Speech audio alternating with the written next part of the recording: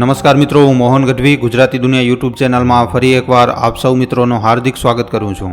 મિત્રો, અરબ સાગરમાં બની શકે છે ચોમાસા સિઝનનો સૌથી પહેલો ચક્રવાત. હા મિત્રો, અરબ સાગરની ઉપર એક સિસ્ટમ બનવાની આશંકા જતાવવામાં આવી રહી છે, જ્યાં જે હવાઓ છે એ 65 કિલોમીટર પ્રતિ કલાકની ઝડપે તેજ છે. આવાવાળા સમયમાં જો આ ચક્રવાત બને છે અરબ સાગરમાં, જે ખૂબ જ નજીક છે ગુજરાતના તટ સાથે, મહારાષ્ટ્રના તટ સાથે, મુંબઈના તટ સાથે, અહીંયા એક ખૂબ જ ખતરનાક ચક્રવાત આવાવાળા થોડાક દિવસોની અંદર 10, 11, 12 જૂનની આસપાસ બની શકે છે. અહીંયા મિત્રો એક સિસ્ટમ ડેવલપ થવાની છે. જુઓ મિત્રો, પહેલે તો એક સિસ્ટમ ડેવલપ થાય છે, એ સિસ્ટમ પછી ડિપ્રેશનમાં કન્વર્ટ થાય છે, પછી ડીપ ડિપ્રેશનમાં કન્વર્ટ થાય છે, અને પછી જે છે એ સાયક્લોનમાં કન્વર્ટ થઈ જાય છે, એક ચક્રવાત બની જાય છે. પણ હમણાં આમાં સમય લાગશે. હમણાં સુધી તો કન્ફર્મ ન કહી શકાય. જુઓ મિત્રો, ક્યાંય પણ સિસ્ટમ ક્રિએટ થાય છે તો એકદમ 100% નક્કી નથી હોતો કે દર વખતે સિસ્ટમ જે છે એ સાયક્લોનમાં કન્વર્ટ થઈ જાય. પણ હા, એક વાત સાચી છે, અરબ સાગરમાં હવાઓ ખૂબ જ તેજ ચાલી રહી છે અને વરસાદ ખૂબ જ જલ્દી મુંબઈ, ગોવા અને ગુજરાતના તટને હિટ કરવાની છે. પણ જો અહીંયા ચક્રવાત ડેવલપ થઈ જાય છે, પૂરેપૂરો ચક્રવાત ન ડેવલપ થાય અને ખાલી ડિપ્રેશન બને, ડીપ ડિપ્રેશન બને, અને જો એ તટ સાથે ટકરાઈ જાય છે, તટ સાથે ટકરાવવામાં એને હજી 7-8 દિવસોનો સમય લાગશે. જો તટ સાથે ટકરાઈ જાય છે તો પણ એકદમ જમાજમ વરસાદ પડશે. પણ હા મિત્રો, જો આ ચક્રવાતી તુફાનનો રૂપ લઈ લે છે તો સમજી લેજો આ સિઝનનો સૌથી વધારે મોટો ડિસ્ટ્રક્શન મહારાષ્ટ્ર, ગુજરાત કે ગોવાના તટ સાથે ટકરાઈ શકે છે, લેન્ડફોલ કરી શકે છે. વાત કરવામાં આવે ગરમીની તો મિત્રો, ગરમી હજી પણ પડી રહી છે. સૌથી વધારે ગરમ જે શહેર રહ્યો હતો કાલની તારીખમાં એ હતો ઝાંસી. તાપમાન અહીંયા 46.9 ડિગ્રી સેલ્સિયસ દર્જ કરવામાં આવ્યું હતું. અને વાત કરવામાં આવે કે સૌથી વધારે વરસાદ ક્યાં પડી છે છેલ્લા 2-3 દિવસોમાં, તો સૌથી વધારે વરસાદ ચેરાપુંજીમાં પડી છે. 194 mm જેટલો વરસાદ પડ્યો છે ચેરાપુંજીમાં. જો મિત્રો, આવનારા 10 દિવસોમાં આખો ભારત દેશ જમાજમ વરસાદથી પલળાઈ જવાનું છે. પંજાબ, હરિયાણા, રાજસ્થાન અહીંયા થોડોક મોડો થઈ શકે છે ચોમાસું. પણ જો ચક્રવાતી સાયક્લોન એક્ટિવ થઈ જાય છે જે અરબ સાગરમાં ચાલી રહ્યો છે, તો પંજાબ, રાજસ્થાન અને હરિયાણામાં પણ ખૂબ જ સારો વરસાદ પડી શકે છે આવનારા 8, 9, 10 દિવસોમાં જ. હવે વાત કરીએ કે પાણી જે પડી રહ્યો છે એ શું બરોબર પડી રહ્યો છે, એની જે દર છે એ શું બરોબર પડી રહી છે. જુઓ મિત્રો, 1 મે થી કરી અને 31 મે આ જે સમય હોય છે એને પ્રી મોન્સૂન કહેવામાં આવે છે. આ સમય દરમિયાન પ્રી મોન્સૂનનો વરસાદ પડે છે. તો પ્રી મોન્સૂન એક્ટિવિટી જે ભારતની અંદર થાય છે, એની જે નોર્મલ જે એક્ટિવિટી હોય છે એને મિત્રો 130 મતલબ કે 136 mm માં માપવામાં આવે છે. પણ આ વખતે મિત્રો પ્રી મોન્સૂનમાં વરસાદ ઓછો પડ્યો છે. વરસાદ જે છે એ 4% ઓછો થયો છે, 125.9 mm થયો છે. જે પ્રી મોન્સૂન કાલખંડ હતો એમાં આટલો વરસાદ પડ્યો છે. હવે આ બાજુ જે છે એ ખૂબ જ સારા વરસાદના અનુમાન લગાવવામાં આવી રહ્યા છે. નોર્થ ઈસ્ટમાં તમે જોઈ લો, હાલના સમયમાં એકદમ જબરદસ્ત વરસાદ પડી રહી છે.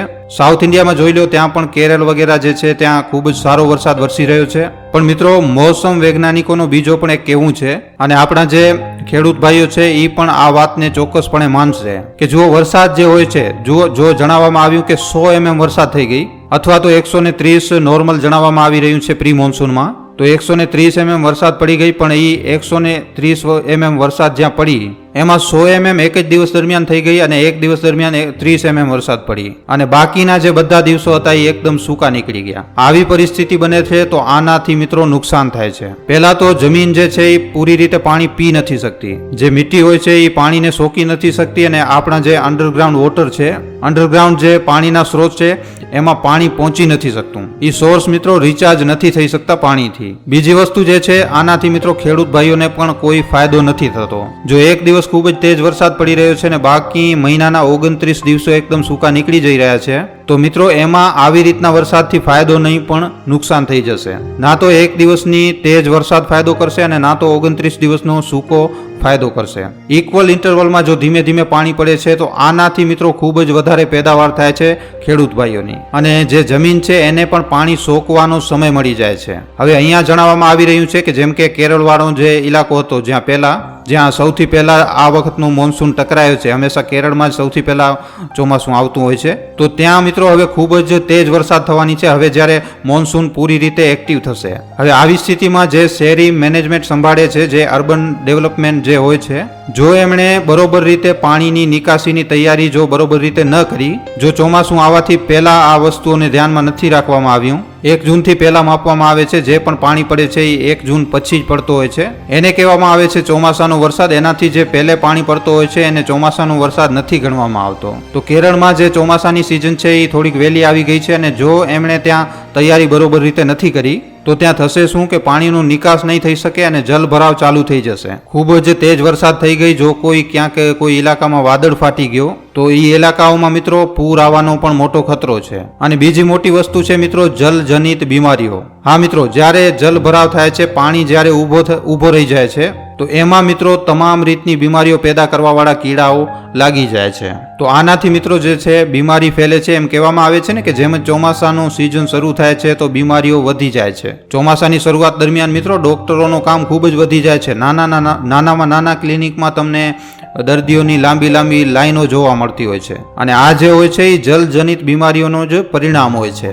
મોસમ જ્યારે બદલે છે, અને મોસમ બદલે છે તો એ અચાનકથી બદલે છે, તાપમાનમાં ગિરાવટ આવે છે, પાણી પડે છે, અને પાણી જ્યારે પડે છે ત્યારે જમીન પૂરી રીતે ઠંડી નથી હોતી. તો આમાંથી જ્યારે પહેલો વરસાદ થાય છે ત્યારે એકદમ બાફ નીકળે છે મિત્રો, અને બાફની સાથે જ મિત્રો આવી રીતની બીમારીઓ આવવાની શરૂ થાય છે. જલભરાવ જો ક્યાંક થઈ જાય છે તો તમામ પ્રકારની બીમારીઓ ખૂબ જ ઝડપથી ફેલે છે, અને આવી પરિસ્થિતિમાં લોકોનો બીમાર પડવું એકદમથી ચાલુ થઈ જાય છે. તો મિત્રો પોતાને એકદમ સંભાળીને રાખજો. તમારી બધાની ખૂબ જ મોટી જવાબદારીઓ છે. તમે બધાને સંભાળીને રાખવાનું છે, તમને સંભાળીને રાખવાનું છે, પરિવારને સંભાળીને રાખવાનું છે. કારણ કે આ વખતનું જે ચોમાસો જે છે એ ખૂબ જ તેજ રહેવાનું છે. પણ જોવાનું રહેશે કે આ ચોમાસું કેવી રીતે પ્રોગ્રેસ કરશે. હજી સુધી કોઈ પણ એવો એલિમેન્ટ નજર નથી આવી રહ્યો મોસમ વિભાગને જે એમ કહે કે આ જે નોર્મલ ચોમાસાનું જે મુવમેન્ટ છે એ ક્યાંથી બાધિત થતો નજર આવી રહ્યો છે. મોન્સૂન જે છે, ચોમાસું જે છે એ પોતાની ગતિ સાથે આવી રહ્યો છે અને તેજ વરસશે. પણ ક્યાંક જો એવું થયું કે પાણી ખૂબ જ તેજ પડ્યો અને એના પછી જો 2 દિવસ સુધી પાણી પડ્યું જ નહીં, અને જો ત્યાં તેજ તડકો નીકળી આવ્યો, તો આવી પરિસ્થિતિમાં એ ઇલાકામાં બીમારીઓ ફેલી શકે છે. તો આ સિઝનમાં મિત્રો તમને પોતાનું ધ્યાન રાખીને ચાલવું પડશે, અને જેટલું બની શકે કોશિશ કરવું કે ઘરમાં જ ખાવું, બહારે ન ખાવું, પાણી ફિલ્ટર કરીને પીવું, પોતાના ઘરનું પાણી પીવું, બહારથી પાણી લઈને પીવાની જરૂર તમને ન પડે. આ વખતે મિત્રો આવી બધી વસ્તુઓનું ખૂબ જ વધારે ધ્યાન રાખવું પડશે, કારણ કે જલજનિત જે બીમારીઓ છે તો ખૂબ જ વધારે તકલીફ પડી શકે છે મિત્રો. અને એના સિવાય જે નિગમમાંથી જે પાણી આવે છે એનાથી પણ માઇક્રોઇઝમની પેદાઈશ વધી જાય છે વરસાદના પાણીમાં. તો જરૂરી છે કે તમે કોઈ પણ રીતે એ પાણીને તમે ફિલ્ટર કરજો. પાણીને તમે હંમેશા ફિલ્ટર કરીને પીજો મિત્રો. આ ખૂબ જ મહત્વપૂર્ણ સમય છે. પરિવારના બધા જ નાના મોટા બધા જ મેમ્બરનું ધ્યાન રાખવું તમારા માટે ખૂબ જ જરૂરી છે મિત્રો. હવે જો વાત કરીએ ધૂળ ભરેલી આંધીઓની, તો મિત્રો આ સિઝન ચાલી રહ્યો છે જ્યારે ચોમાસાના આવવાથી પહેલા, પાણી પડવાથી પહેલા જુઓ આ કેવી રીતે થાય છે. પહેલા તો ખૂબ જ તેજ ગરમી પડે છે, અને પડી પણ રહી છે. આપણે બધા ઇલાકાઓમાં આજની તારીખમાં જોઈ રહ્યા છીએ ગરમી હજી પણ પડી જ રહી છે. આજની તારીખમાં જ્યાં પાણી પડવાના ઇવેન્ટ થઈ રહ્યા છે, વરસાદ પડવાના ઇવેન્ટ થઈ રહ્યા છે, તો ત્યાં મિત્રો સવારથી જ પાણી નથી વરસી રહ્યો. સવારના ભાગમાં ખૂબ જ ધૂપ પડી રહી છે, તડકો લાગી રહ્યો છે. તમે જોજો, બધા વિસ્તારોને નોટ કરજો આજની તારીખમાં. એના પછી બપોર પછી જ્યારે અચાનકથી જ્યારે ગરમી વધી જાય છે, તો એના પછી વાદળો છવાઈ રહ્યા છે, અને એના પછી સાંજના ટાઈમ દરમિયાન પાણી પડી રહ્યો છે. અને પાણી પડવાથી પહેલા જે છે એ ધૂળથી ભરાયેલી આંધીઓ હાલમાં ચાલી રહી છે. તો આવામાં તકલીફ તો એ પડી રહી છે કે એક તો સૌથી પહેલા સવારથી જ ખૂબ જ તેજ તડકો, પછી વરસાદ, અને પછી ફરી બીજા દિવસે ખૂબ જ તેજ તડકો. આનાથી જે છે બીમારીઓ વધી રહી છે. બીજી વસ્તુ હવે એમ જોવામાં આવી રહ્યું છે કે ધીરે ધીરે આ આગળ વધશે. હવે જે સવારના ભાગમાં એકદમ તેજ તડકો પડી રહ્યો છે એ કન્ટિન્યુ થશે, એકદમ કન્ટિન્યુ થશે. હવે બપોરના ટાઈમમાં પાણી નહીં પડે, પણ સાંજના સમયે 4-5 વાગ્યાના સમયે ફરી એકવાર ધૂળથી ભરાયેલી આંધીઓ ચાલુ થઈ જશે. તમે મિત્રો આ વસ્તુઓ એક્સપિરિયન્સ કરી હશે. જેવી રીતે ચોમાસું આપણી નજીક આવે છે, જેવી રીતે ટ્રાન્સફોર્મેશન થતો રહે છે ગરમીના સિઝનમાંથી ચોમાસાની સિઝનમાં જવું, ત્યારે આવું થાય છે કે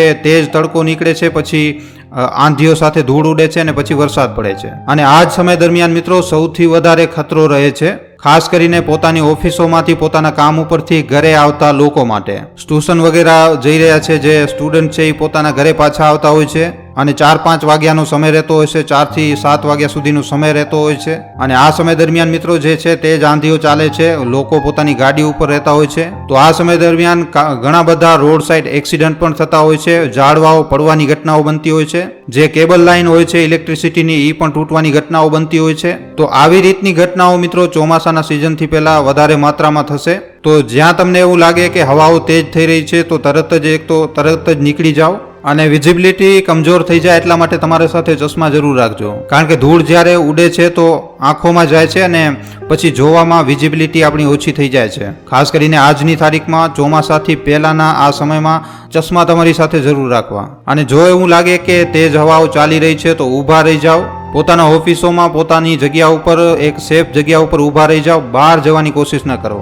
ઝાડવાઓની નીચે ઊભા રહેવાની ભૂલ ન કરવી અને ખુલ્લી જગ્યા ઉપર ઊભા રહેવાની ભૂલ ન કરવી, આનાથી કારણ કે નુકસાન થઈ શકે છે. તો મિત્રો પોતાને સંભાળીને રાખો, પોતાનો ખ્યાલ રાખો, પોતાના પરિવારને સંભાળીને રાખો. ખાસ કર આજના દિવસો દરમિયાન ચોમાસું આવી રહ્યું છે અને આનંદો લઈને આવશે, ગરમીથી છુટકારો લઈને આવશે, પણ ચોમાસાના શરૂઆતી સમય દરમિયાન આપણે પોતાનું ધ્યાન રાખવું જોઈએ. તો મિત્રો આજનો આ વિડીયો તમને કેવો લાગ્યો છે અમને નીચે કમેન્ટ સેક્શનમાં લખીને જણાવવા ખાસ વિનંતી. જેટલો બની શકે આ વિડીયોને શેર કરજો તમારા મિત્રો સાથે, પરિજનો સાથે, વોટ્સઅપ ઉપર, ફેસબુક ઉપર, યુટ્યુબ ઉપર વધારેમાં વધારે વિડીયોને શેર કરવા ખાસ વિનંતી. તો આજના વિડીયોમાં આટલું જ. હવે આપણે મળીશું ફરીવાર એક નવા વિડીયો સાથે. ધન્યવાદ. મિત્રો, તમારા માટે એક સારા વિષય ઉપર વિડીયો બનાવવામાં અમને ઘણો જ સમય લાગી જાય છે, માટે આ વિડીયોના બદલે અમે તમારા પાસેથી એક લાઇક અને એક શેરની આશા જરૂર રાખીએ છીએ, કારણ કે તમારી એક લાઇક અને એક શેર અમને આવા જ જાણકારીસભર વિડીયો બનાવવાની પ્રેરણા આપે છે. માટે જો આ વિડીયો તમને પસંદ આવ્યો હોય તો આ વિડીયોને લાઇક કરીને તમારા મિત્રો અને પરિજનો સાથે શેર કરવા ખાસ વિનંતી. અને જો તમે અમારા ગુજરાતી દુનિયા નામના યુટ્યુબ ચેનલ ઉપર પહેલીવાર આવ્યા છો તો હમણાં જ આ ચેનલને સબસ્ક્રાઇબ કરી લેજો. સબસ્ક્રાઇબ કર્યા બાદ બાજુમાં જે બેલ આઇકન, જે ઘંટડીનું નિશાન આવે એને દબાવી નાખજો, જેનાથી અમારા દરેક વિડીયોની જાણકારી તમને નોટિફિકેશનના માધ્યમથી મળતી રહે. આખો વિડીયો જોવા બદલ આભાર. હવે આપણે મળીશું એક આવા જ નવા જાણકારીસભર વિડીયોમાં. ધન્યવાદ.